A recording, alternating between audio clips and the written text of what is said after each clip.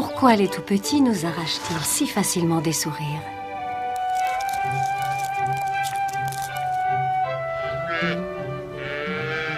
Pourquoi serions-nous attirés par des bébés qui ne sont pas les nôtres? On dit que l'amour rend aveugle et que pour s'attendrir devant certains petits museaux, il faut tout l'amour d'une mère. Mais en fait, il semblerait que nous soyons programmés pour fondre devant certains tout-petits, même s'ils n'appartiennent pas à notre espèce, et que quelque chose nous incite à les aider à se frayer un chemin dans la vie. Voici des histoires de bébés venus de tous les horizons du règne animal. Une célébration à la gloire de leur cheminement vers l'âge adulte, dans un monde plein d'aventures, de découvertes et de triomphes.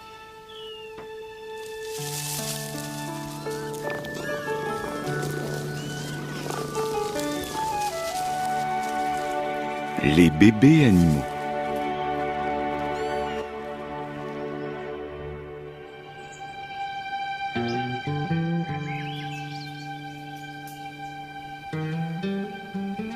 Nous sommes en Virginie.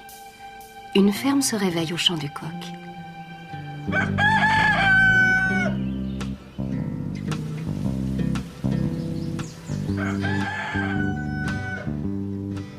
Dans la torpeur de l'aube, les tout derniers locataires de la ferme prennent leur temps avant de venir saluer l'astre du jour.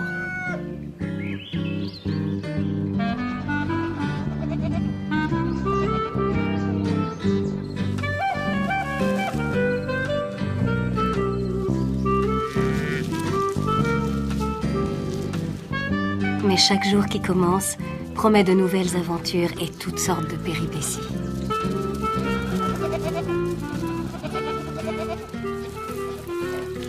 Un jeune veau de quelques jours à peine profite de l'instant pour resserrer ses liens avec sa mère.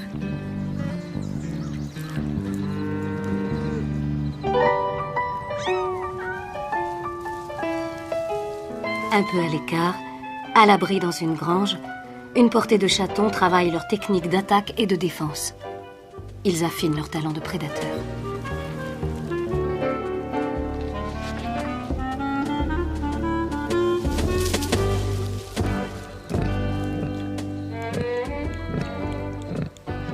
Dans un coin de la porcherie, une truie fredonne une comptine en allaitant ses petits.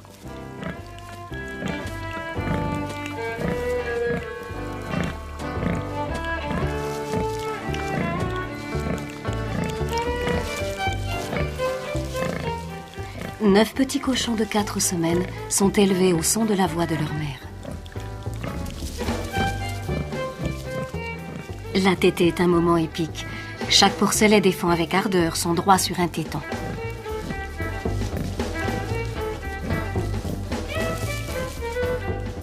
À l'abri dans leur enclos, ces cochonnets sont au chaud et en sûreté. Mais pour ceux qui naissent en pleine nature, la vie est beaucoup plus précaire.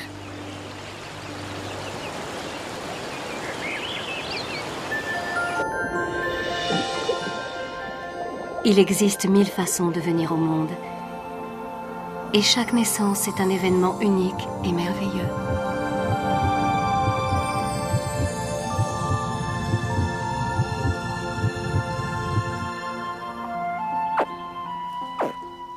Certains petits débutent dans la vie sans l'aide de leurs parents. Minuscules mais déjà indépendants, ils naissent pourvus de l'instinct qui va leur permettre de survivre seuls. Cette tortue à peine éclose ne connaîtra jamais sa maman. Quelques minutes après avoir vu le jour, elle est prête à affronter la vie. Mais le fait de sortir d'un œuf ne signifie pas obligatoirement que l'on démarre tout seul. Durant une période pouvant aller jusqu'à 40 jours, ce papa manchot assume les soins de la couvée avec madame. Il va rester assis des semaines d'affilée, supportant la faim et le froid pour assurer la survie de sa progéniture. De tout le règne animal, c'est parmi les mammifères que l'on trouve les parents les plus attentionnés. Cette femelle panda va s'occuper de son petit pendant 25 jours, sans eau ni nourriture. Durant les 3 premières années de sa vie, le jeune panda dépend entièrement de sa mère. D'autres mammifères naissent plus forts et plus développés. Ainsi pour ce jeune bison, et heureusement pour lui, car il va devoir suivre le troupeau dans les heures qui suivent sa naissance.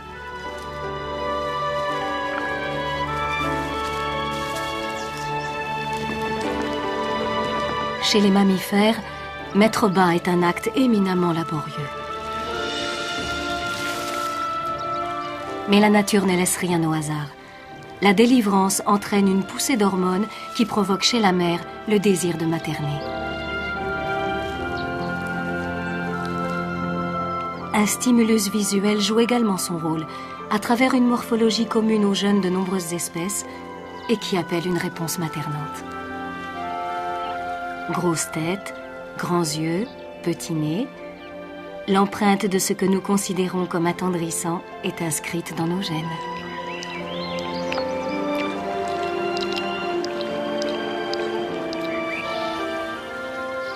La chimie joue également son rôle. L'odeur de son petit s'imprime profondément dans la mémoire olfactive de la mère. Et l'allaitement cimente ce lien primordial.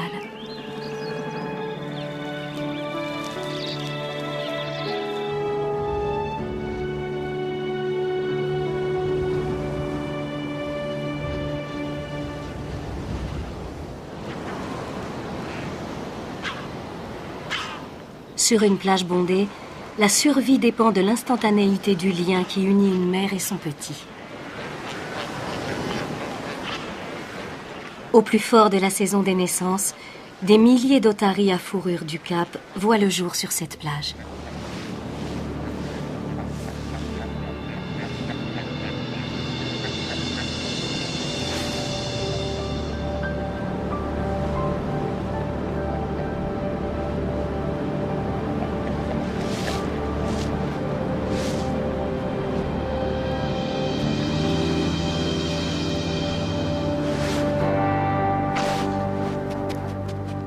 Ici, le péril suit souvent de près la naissance. Près d'un tiers des petits de chaque génération meurent dans le premier mois de leur vie.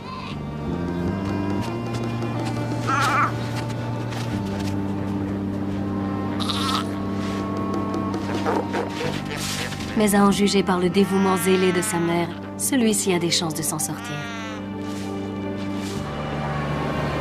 Dans une telle foule, un bébé court de grands risques.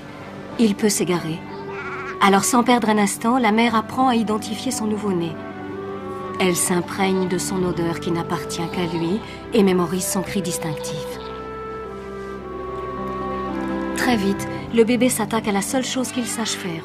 Il profite au maximum du peu de temps qu'ils vont passer ensemble. Quand la mère est sur la terre ferme, elle ne s'alimente pas et fait tout pour que son petit se gorge à satiété de son riche lait maternel.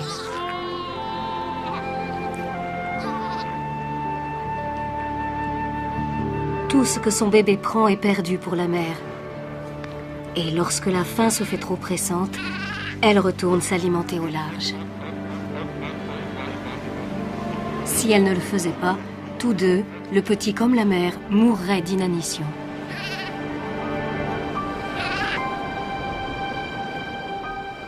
Alors, et bien qu'elle ait passé moins d'une semaine auprès de son petit, elle se jette dans la vague. Son rejeton tente de la suivre, mais si jeune, les otaries ne savent pas nager.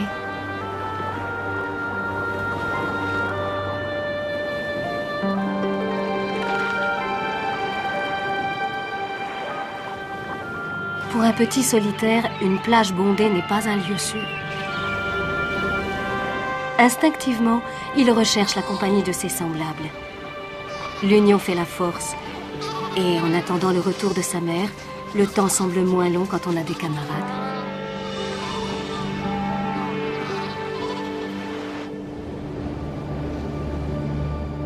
Il est certains endroits du globe où une mère doit passer plusieurs années avec ses petits.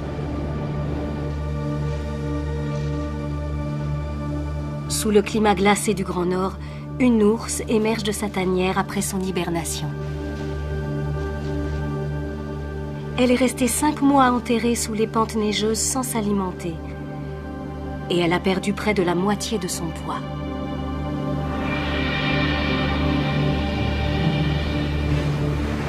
Affamée après son long jeûne, elle hésite, hume l'air avec circonspection et dévoile rapidement ce qui motive une telle prudence.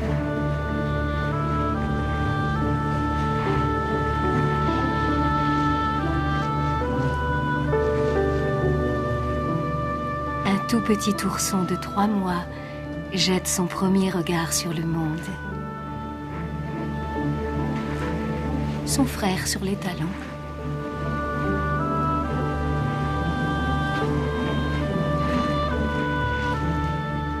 Malgré la faim qui les tenaille, la famille va encore passer quelques jours dans la tanière. Les petits sont encore trop jeunes pour s'aventurer au loin. Ils sont curieux de tout. La moindre boule de neige est prétexte à une expérimentation savoureuse. Le plus précoce des 2 frères sait exactement que faire de ce délice glacé.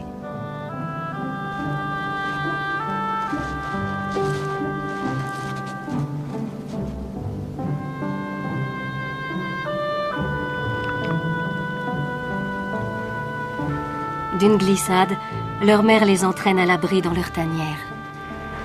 Ils vivent dans un monde plein de périls.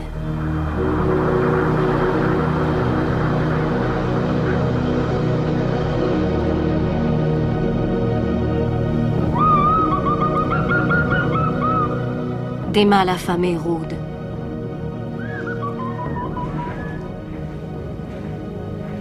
On sait qu'ils peuvent tuer leurs petits, et certaines femelles ont trouvé la mort en défendant leur progéniture.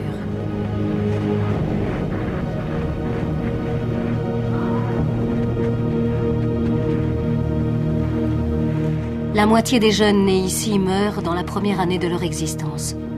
Mais ceux-ci ne soupçonnent rien encore des périls qui les attendent à l'extérieur de leur refuge. Pendant quelques jours, les jeunes vont explorer les environs immédiats. La maman est impatiente de se mettre en chasse, mais ses petits sont encore trop faibles pour la suivre. Auparavant, ils doivent apprendre à se déplacer sur la neige.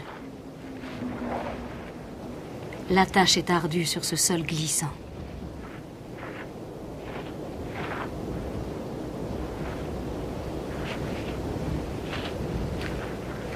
Leur mère ne peut plus résister à l'appel de la faim.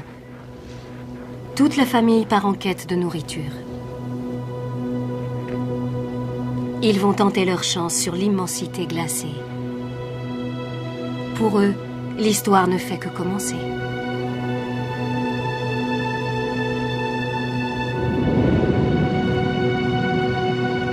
D'autres bébés démarrent aussi leur existence comme des trésors enfouis. Mais ils vont devoir se débrouiller sans l'aile protectrice d'une redoutable mère pesant une demi-tonne. Très loin au sud, sous le ciel plus clément d'une plage de Floride.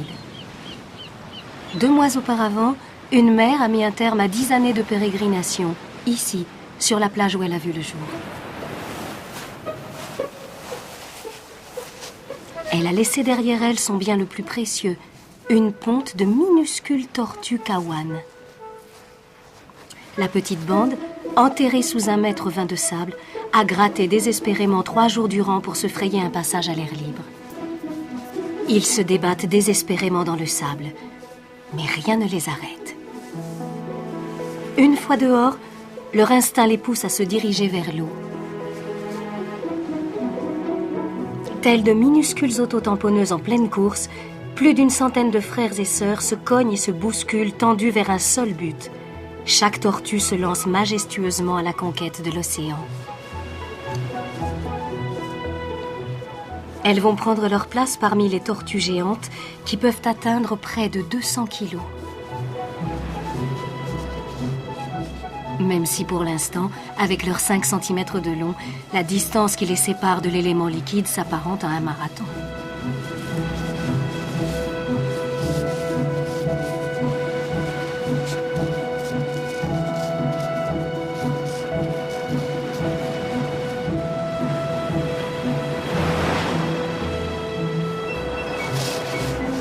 De peur d'être oubliée, la dernière tortue Kawan se précipite vers la vague. Sa route s'est déjà séparée de celle de ses frères et sœurs, car le destin de la tortue de mer est solitaire.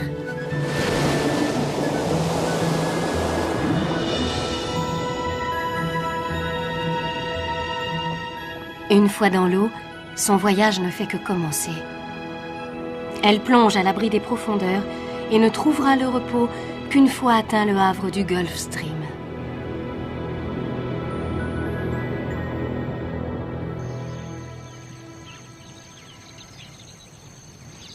S'il est une enfance qui n'a rien de solitaire, c'est celle de l'éléphant. Aujourd'hui, un événement annoncé de longue date a eu lieu dans la savane. Après 22 mois passés dans le ventre de sa mère, un éléphanteau femelle vient de naître. La nouvelle venue va passer ses 2 premières années collée au flanc de sa mère.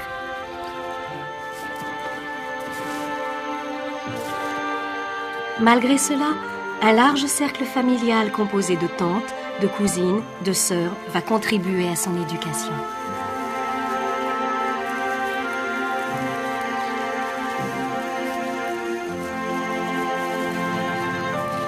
Ses premiers pas maladroits sont vite encouragés par tout le troupeau.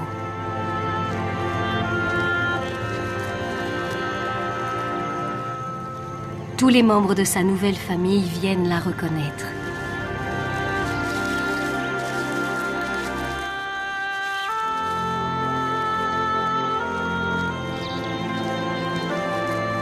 En tant que femelle, cette petite peut espérer passer sa vie entière sous l'ombre protectrice de ces doux géants.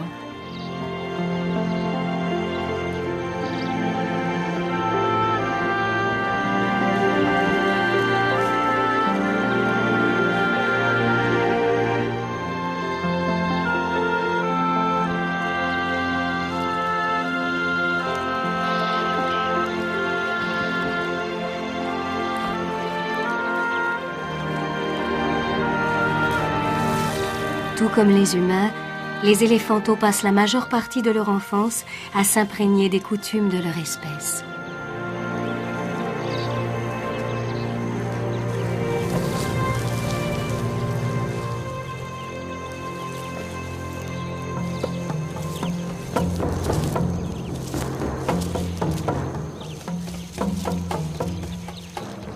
Les jeunes mâles éprouvent leur force en jouant avec les autres, en prévision du jour où, devenus adultes, ils quitteront le troupeau pour fonder leur propre famille.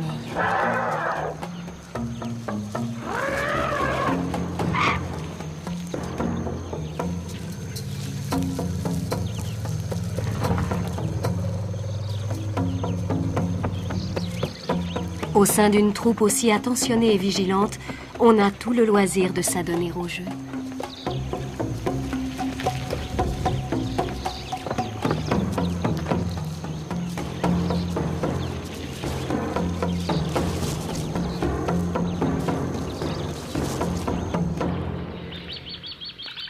Certes, les reptiles ne sont pas réputés pour leur tendresse maternelle, mais même la plus froide des mamans est capable de nous surprendre. Sur les berges sombres d'un marécage de Floride, un nouvel arrivant s'apprête à voir le jour.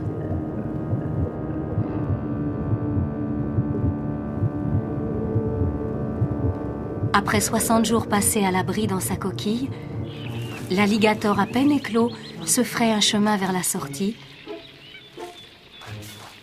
et pose son premier regard sur le monde. Il semblerait qu'un accueil redoutable lui soit réservé.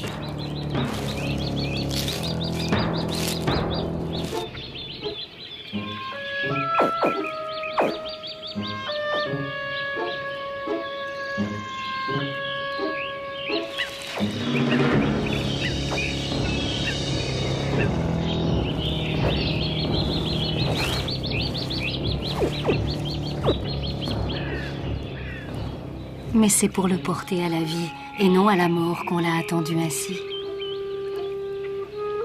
Il semblerait que le plus craint de tous les prédateurs ait une faiblesse pour ses petits. Elle transporte délicatement ses bébés entre ses dents effilées comme des rasoirs jusqu'à la rive, un par un, et les dépose dans leur nouvelle demeure. Dans son trou d'eau, la vie du jeune alligator est peuplée de périls, mais sa maman va veiller toute une année sur lui sans jamais s'éloigner vraiment.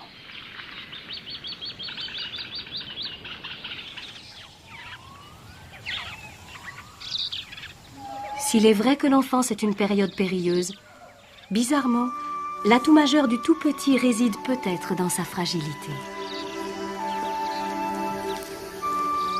Certaines créatures viennent au monde en s'agrippant à ce qu'ils ont de plus cher dans la vie. Ils finiront par apprendre à lâcher leurs parents. Mais pour l'instant, leur emprise délicate exerce une domination irrésistible sur leur mère. Leur complète dépendance et leur vulnérabilité éveillent l'instinct maternel le plus fondamental.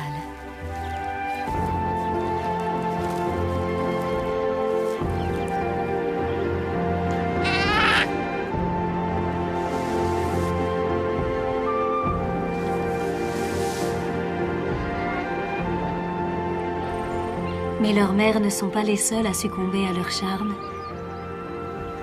Un ensemble de caractéristiques physiques dans les proportions et dans les traits que nous qualifions d'adorables dépasse la frontière qui sépare les espèces pour toucher le cœur humain. Certains petits animaux exercent sur nous une attirance irrésistible.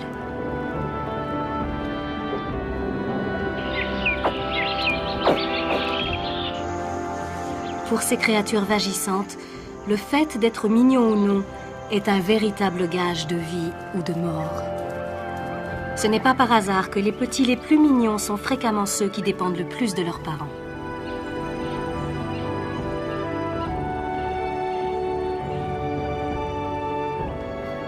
C'est en grande partie grâce à l'attention des mères pour leurs petits que le monde animal a évolué depuis des millions d'années.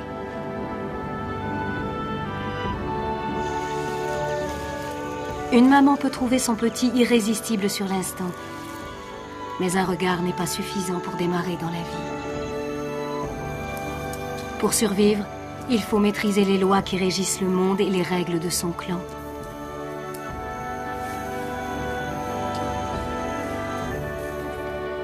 Après tout, maman ne sera pas toujours là. Mais en marchant sur ses traces, un petit va déjà apprendre des choses fascinantes.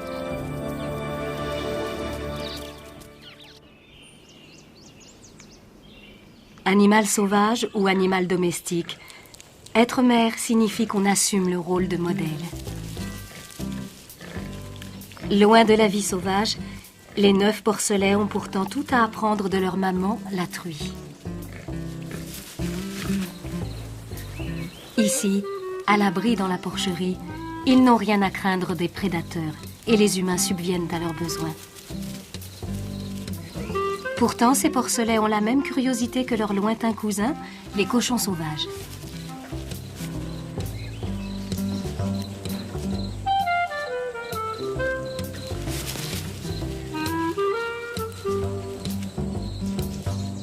Naturellement, les petits semblent persuadés d'avoir une mère exceptionnelle. Tous ses faits et gestes se doivent d'être imités. En suivant son exemple, ils ont au fait de découvrir l'usage de leur groin. Son flair exceptionnel permet au porcelet de déterrer des mets délicats. Il est trop jeune encore pour déguster ces délicieuses trouvailles.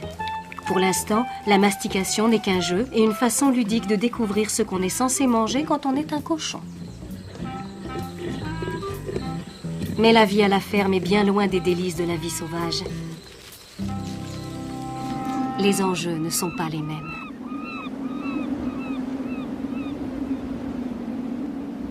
Nos 2 jeunes ours polaires ont 1 an de plus et désormais, ils pèsent près de 100 kilos chacun.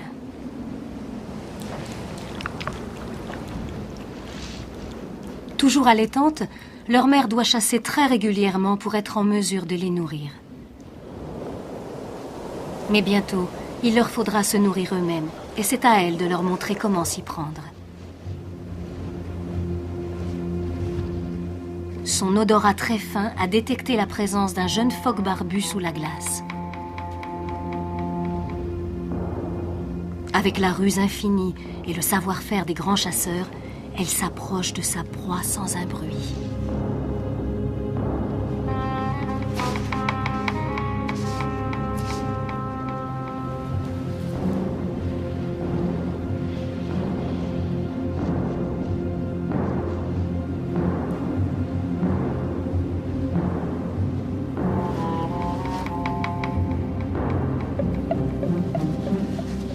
Ces petits sont très excités, mais ils n'ont pas le pied aussi agile que leur mère.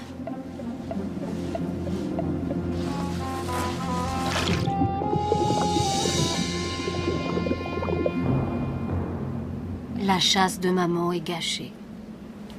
On pardonne tout aux enfants.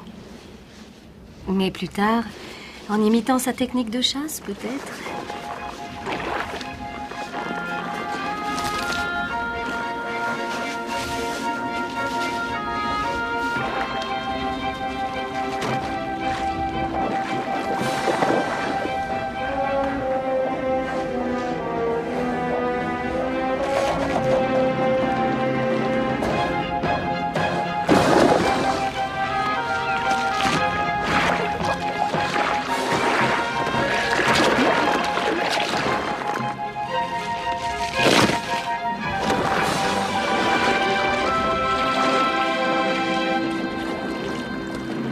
Ce qui ressemble à de joyeux ébats est en fait une sérieuse leçon de chasse sur la banquise.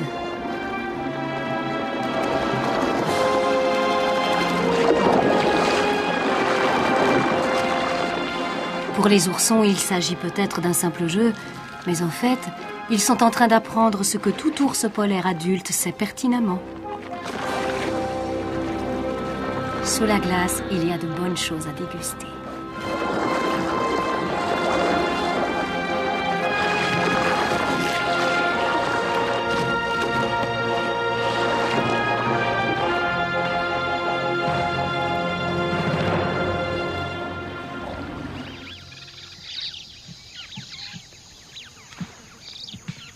En Arctique comme sous les tropiques ou dans la jungle, les leçons de subsistance de la mer constituent la clé de la survie. Ici, les chimpanzés se perfectionnent dans l'usage de l'outil en utilisant des marteaux pour briser les dures coquilles de noix. L'ouverture des noix est un travail d'adulte, une technique qui requiert parfois 10 ans pour une maîtrise parfaite.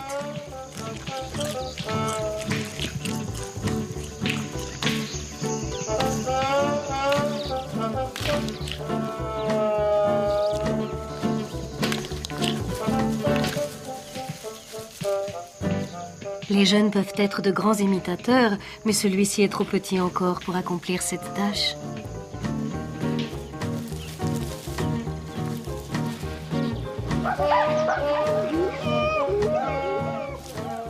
En le tenant serré contre elle, une mère réussit à encourager son petit à l'observer attentivement.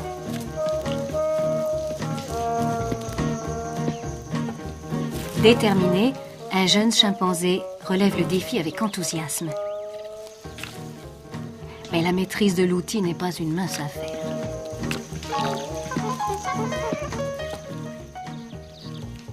Ses gémissements accablés alertent sa mère qui vient lui montrer comment faire.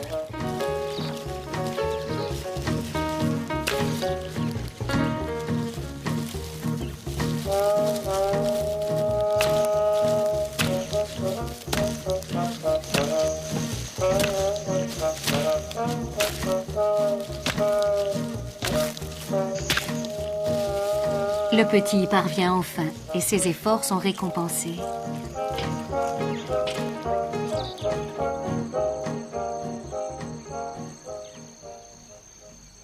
Même si nos plus proches parents dans le règne animal nous ramènent à nos propres comportements, l'usage de l'outil n'est rien encore.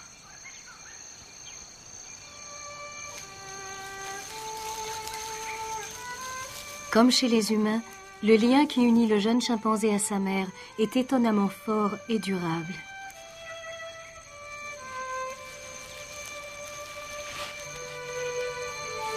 Dans la société des chimpanzés, chaque mère élève son petit à sa manière et comme elle l'entend. Cette femelle, dont c'est le premier petit, tient son bébé serré contre son flanc.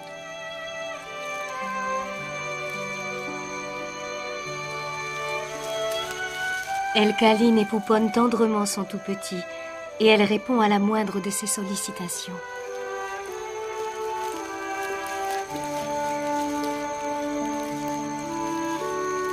Excessivement protectrice, elle sélectionne avec vigilance ceux qui auront le droit d'approcher son bébé. Mais il est vrai qu'un nouvel arrivant au sein d'une famille a tôt fait de focaliser toute l'attention. Particulièrement quand on a une grande sœur qui ne peut pas s'empêcher de tripoter le petit.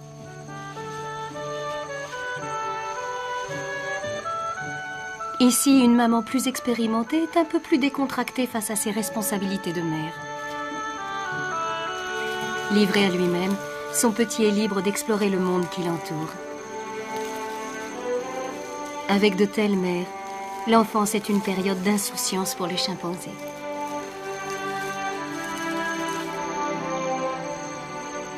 Pourtant, malgré tous les soins prodigués à leurs enfants, les chimpanzés sont appelés à subir des pertes accablantes.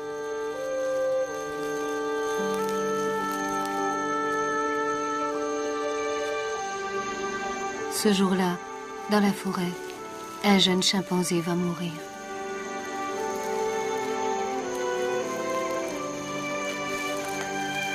Sa mère cherche refuge dans un arbre avec lui, son bébé étant trop faible pour se cramponner à elle. Elle le hisse comme elle le peut.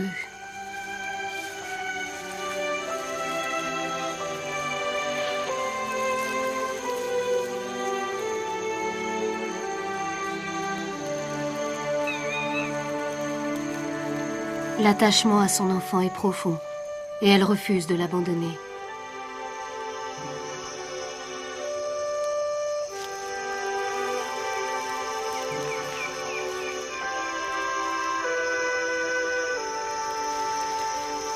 Finalement, elle a un geste émouvant, presque humain.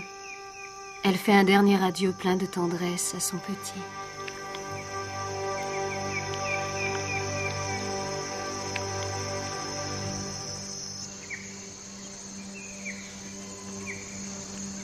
On ne peut pas savoir ce que les animaux éprouvent entre eux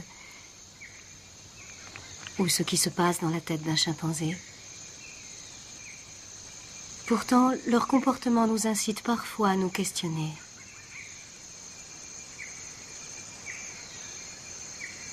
Une mère, aussi dévouée soit-elle, ne peut pas garantir à tous ses petits une longue vie. Mais elle réussit à faire en sorte que leur enfance soit relativement insouciante.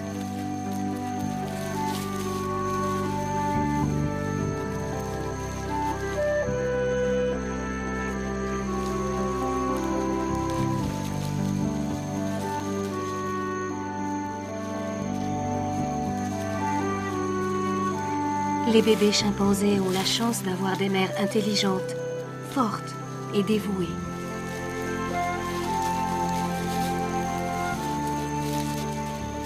Mais dans la nature, la dévotion des mères pour leurs petits est sans limite.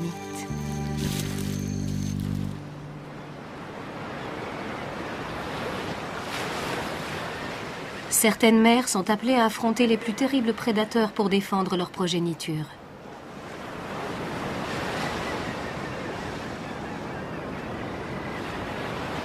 Une couvée d'eiders à peine sortie de l'œuf se tient sous la surveillance vigilante de la mère. Finement blottis dans le jabot de leur maman, ces canetons sont trop jeunes pour voler.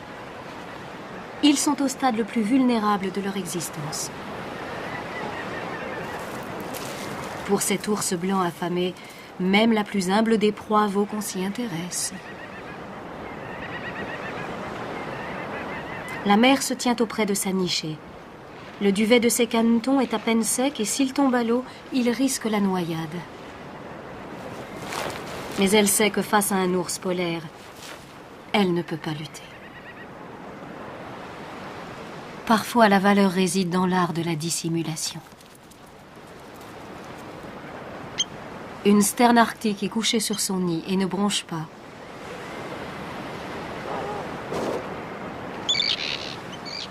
Ses petits ne savent pas encore voler, mais elle non plus n'est pas très à l'aise sur la terre ferme. À l'approche de son ennemi, elle prend son envol et se métamorphose en une force gracieuse et terrifiante. Une fois dans les airs, elle se lance à l'assaut et frappe l'ours là où il est le plus vulnérable.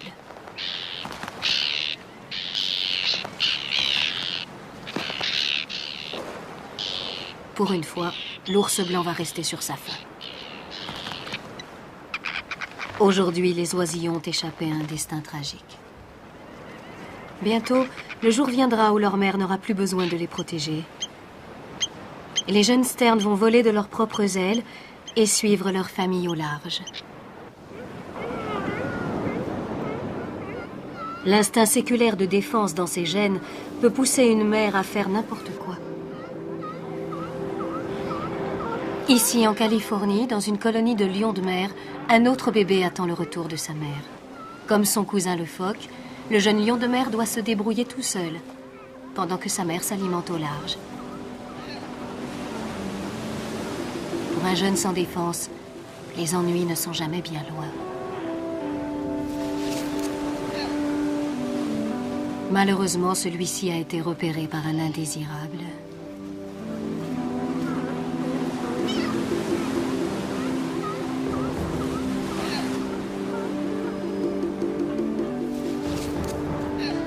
Seul le retour inopiné de sa mère pourrait lui sauver la vie. Sa seule arme, c'est son cri de détresse.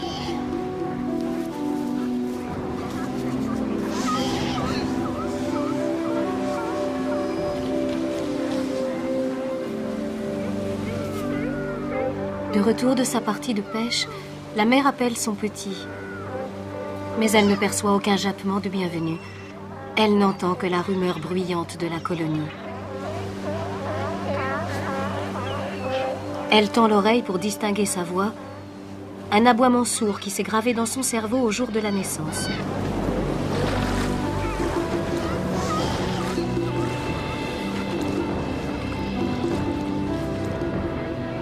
À la dernière minute, elle entend ses appels. Le goéland est chassé et le petit lion de mer a la vie sauve.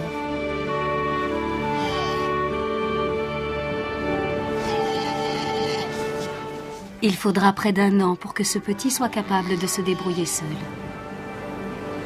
Entre-temps, la petite famille ne perd pas un instant pour renforcer les liens qui les unissent.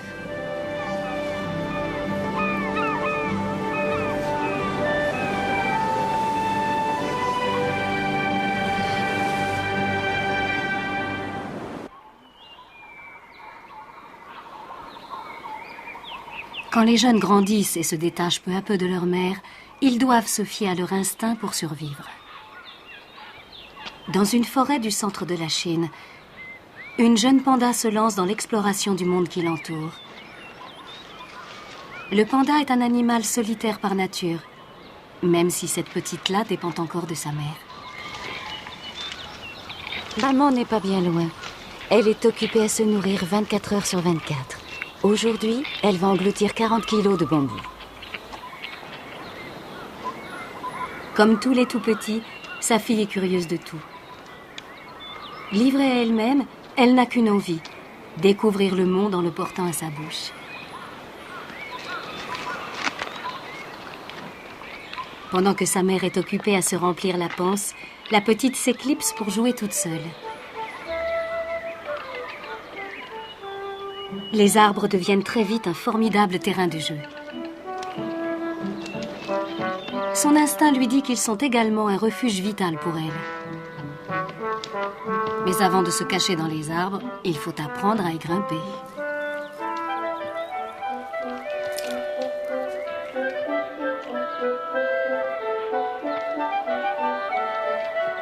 Sa mère semble se désintéresser de la petite aventurière. Finalement, celle-ci va exécuter quelques figures acrobatiques audacieuses. même si son numéro n'est pas encore tout à fait au point.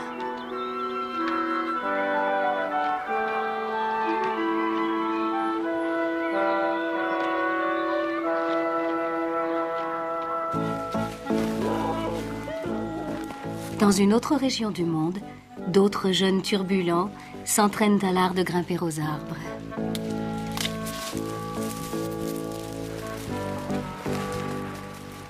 Dans la nature, la survie des oursons baribales est précaire. Particulièrement vulnérables face à un mâle adulte, leur seule chance, c'est de trouver refuge dans un arbre. Et le salut peut dépendre de leur dextérité à y grimper.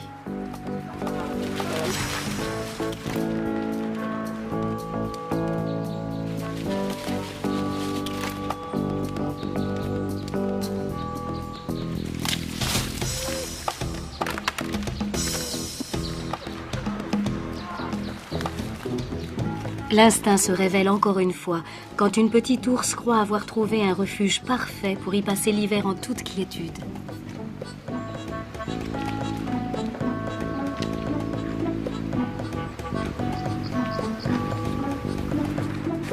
Très vite, sa sœur, mue par la curiosité, la suit. La rivalité entre frères et sœurs n'est pas l'apanage des petits humains.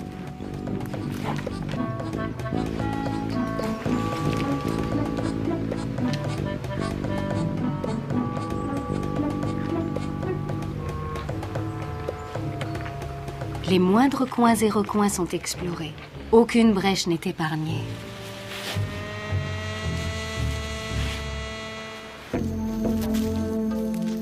Pour certains jeunes, le plus précieux des apprentissages consiste à savoir vivre avec les autres. Les babouins vont passer leur vie entière au sein de la colonie. Ils sont appelés à intégrer très vite les règles de la vie en société.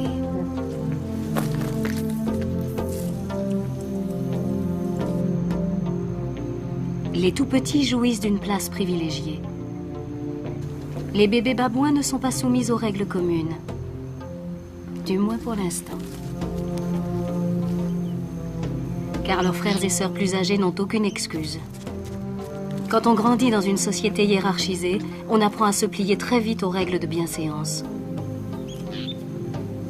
Dans cette société très stricte, les jeunes s'en tirent en manifestant des marques de déférence envers leurs aînés. Ils se font accepter dans la tribu à travers des gestes de soumission, même quand ils ne font que passer.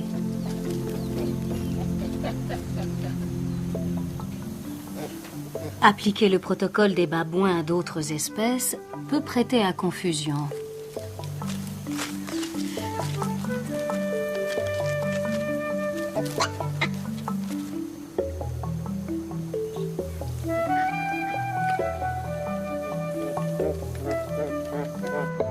Ignorant tout du statut social de cette tortue, ce jeune babouin préfère ne pas prendre de risques. Toutefois, il semblerait que certaines espèces n'aient aucun savoir-vivre.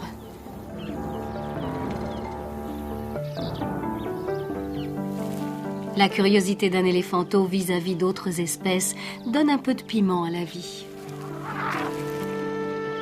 Un trou d'eau très fréquenté en Afrique est une source inépuisable de divertissement pour les uns et les autres.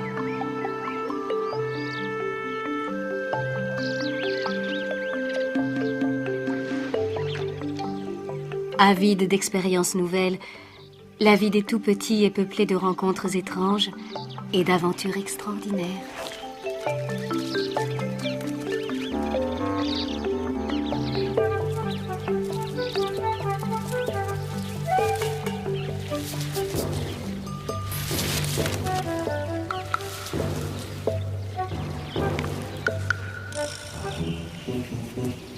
Quand la nouveauté n'est pas au rendez-vous, les jeunes savent la provoquer en se jetant tête baissée dans toutes sortes d'enfantillages.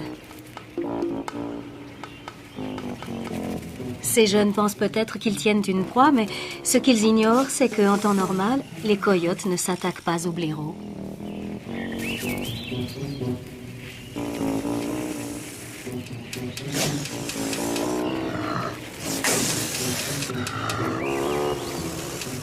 En véritable machine de guerre, le blaireau est vif et adroit.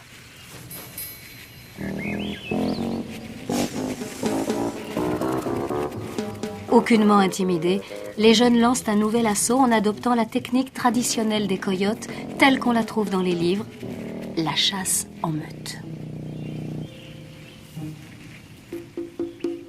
Le blaireau a de la chance. Il s'éclipse, laissant la meute hurlante.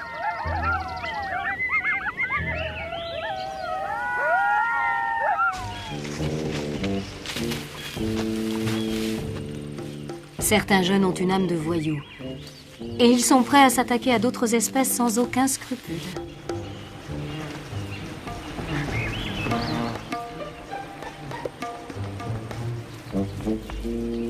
Cette jeune balibarde d'un an et sa sœur ont l'estomac vide et les problèmes leur pendent au nez. Elles inspectent un nid de frelons et le résultat ne se fait pas attendre. La curiosité peut parfois entraîner les pires ennuis et ces deux malheureuses sont en passe de la prendre à leurs dépens. Mais la faim qui les tenaille les pousse à reprendre l'assaut. Une attaque hardie, quoique un peu maladroite, semble sur le point de réussir. Les deux sœurs viennent de prendre une bonne leçon et leurs efforts sont récompensés par de délicieuses larves de frelons.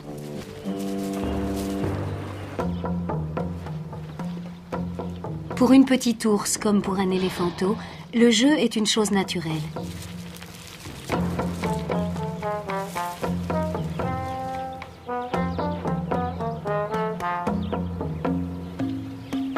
Parfois, il semble que le jeu soit une fin en soi, sans autre but que de s'amuser, tout simplement.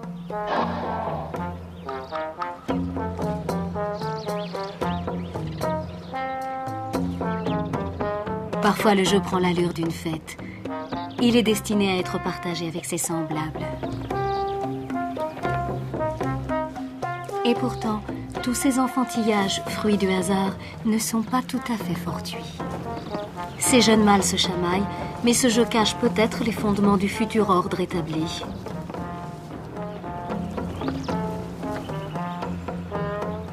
À travers le jeu, on développe également sa motricité, son endurance, et on apprend à fuir devant le danger.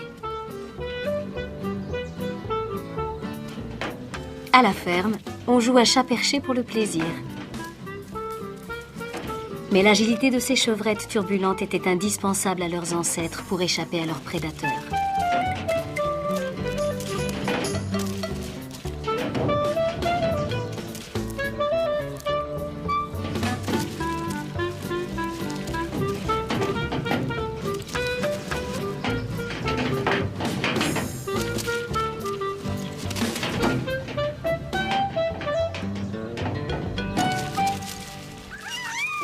Alors que les jeunes proies se perfectionnent dans l'art de la fuite, les terribles prédateurs de la grange affûtent celui de l'approche et de l'attaque.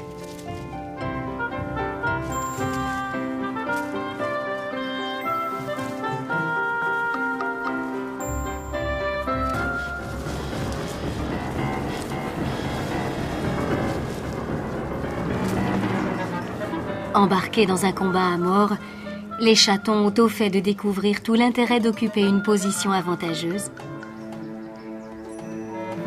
et celui de l'effet de surprise.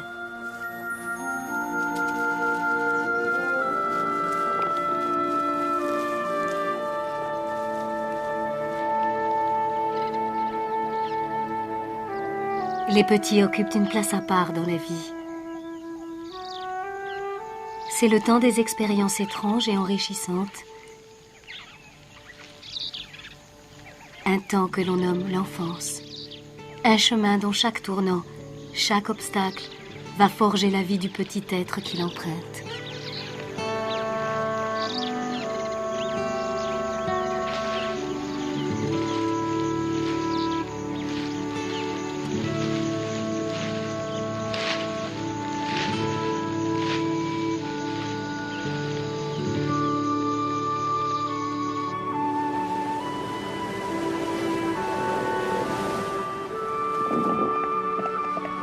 Pour certains, il s'agit d'un monde empreint de la douce sollicitude d'une mère.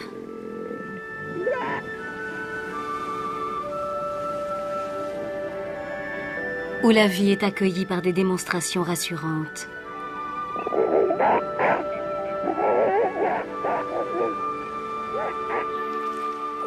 Un monde où alternent rencontres terrifiantes et tendresses insoupçonnées.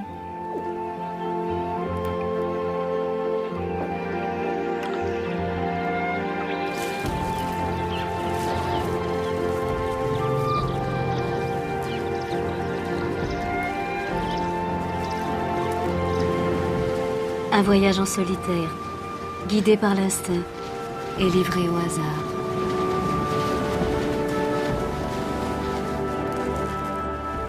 Mais pour tous, c'est un festin de nouvelles découvertes et de premières fois.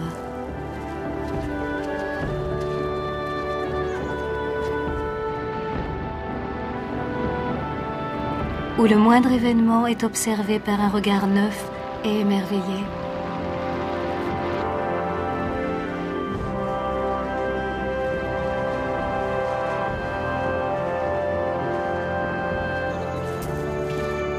C'est le temps où l'on apprend à maîtriser les choses et où l'apprentissage trouve sa récompense.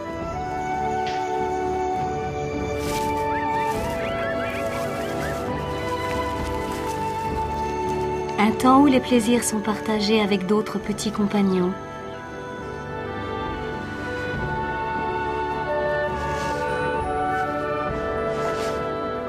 Voire parfois avec la famille tout entière.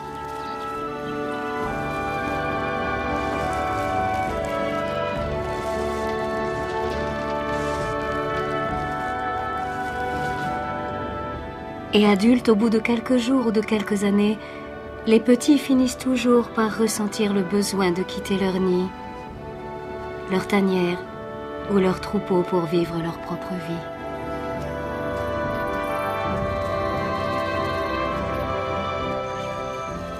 Et pour avoir un jour des enfants à leur tour.